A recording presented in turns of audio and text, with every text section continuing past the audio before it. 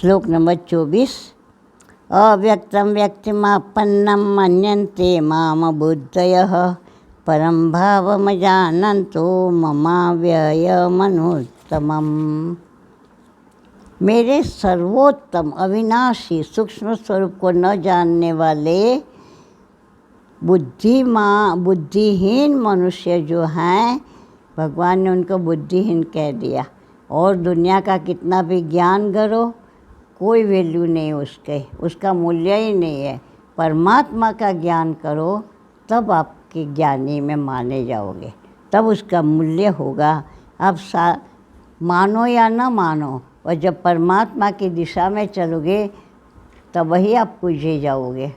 क्यों? क्योंकि आप परमात्मा को पूज रहे हो, चाह रहे हो, तो परमात्मा के माध्यम से आपके अंदर के भी राग द्वेष हट के परमात्मा ये सब में है। तो आप परमात्मा को चाहोगे तो सबकी तरफ आपका थोड़ा थोड़ा पहले के हिसाब से जो मन बुद्धि थे वो पलटना शुरू होगा। सबके लिए ही वहाँ अच्छा भाव आना शुरू होगा। हम जानते हैं कि अमुक गलत है, बहुत है, चलो वो भी अपने कर्मों के अधीन है। यहाँ जो शरीर दिख रहे हैं सब अपने कर्मों को भुगतने को आया है, तो वो अपना पर मौका मिला है। अगर हम चाहें तो इसी जन्म में इस शरीर में आने के कारण हम बदल सकते हैं। इस शरीर के साथ जितना है नियोजित, जैसे हम जब गर्भ में आए तो गर्भ में भेजने से पहले एक मुट्ठी हमारे कर्म निकाले गए, और तब ही कौन से गर्भ में जाना है ये तय हुआ। और वहाँ उसने क्या क्या पाना है, कैसे पाना है, वो सब पहले ही तय हो चुका है।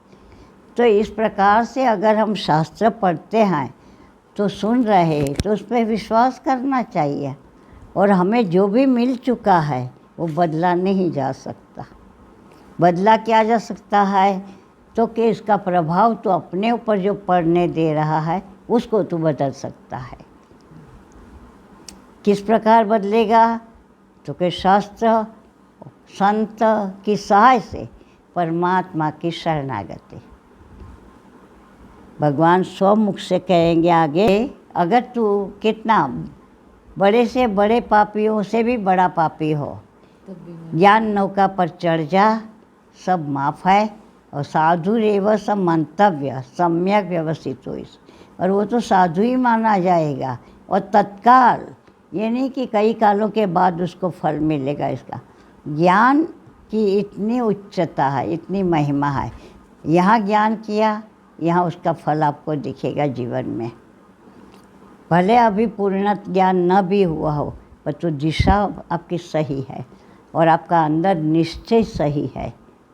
तो बस निश्चय की वजह से अभी आप चले भी नहीं हो, पर आपने निश्चय कर लिया गलत नहीं करना। आज से मैंने झूठ नहीं बोलना, बस उसी क्षण से परिवर्तन शुरू दिखेगा आपको। तो ये सारी बातें हमारे सामने है। तो जो भगवान के सूक्ष्म स्वरूप को नहीं जानते, भगवान ने उनको बुद्धिहीन कहा। संसार के ज्ञान में कितनी भी तीक्ष्ण बुद्धि हो, किसी काम की नहीं है। तो ऐसे जो स्थूल देह रूपी जीव, स्थूल देहधारी जीव कोई मुझे मानते हैं, वह मूर्ख ही है, बुद्धिहीन है, हैं? नापाक है। वे तो कहते हैं ये तो दशरथ का बेटा है, इसने तो पत्नी को त्याग दिया, उसमें तो भेद बुद्धि है। सुग्रीव ने उसकी खुशामद करी तो वाली को मार दिया। इस प्रकार से अपने तराजू पे उसको नाम रूप वाला मान के तोलते हैं। तो उसको भगवान बुद्धिहीन कहते हैं। और वास्तव में वो बुद्धिहीन इसलिए हैं कि वो कल्याण मार्ग के भ्रष्ट है। कल्याण मार्ग की दिशा से गिरने लगा भगवान को नहीं पहचानने के कारण, उनको देहधारी मानने के कारण। परमात्मा शरीर लेने की उनको ज़रूरत ही क्या है, किस लिए चाहिए? तेरे लिए आए इतना नीचे, कहाँ वे और कहाँ हम। और फिर भी हमारी समझ में आ सके, हम उसका आनंद ले सके, हम उसको प्रेम कर सके, हम उसको भेंट सके, हम उसको स्पर्श कर सकते, उनके साथ खेल सके, उनको सुला सके, उनको जगा सके, उनको खिला पिला सके, हाँ, उनसे प्रेम कर सके, क्योंकि वो हमारे जैसा दिखता है। समान में ही होता है ना संबंध, तो हम किसी न किसी प्रकार का संबंध स्थापित कर सके और इस प्रकार से हम जल्दी से जल्दी उनको पा सके।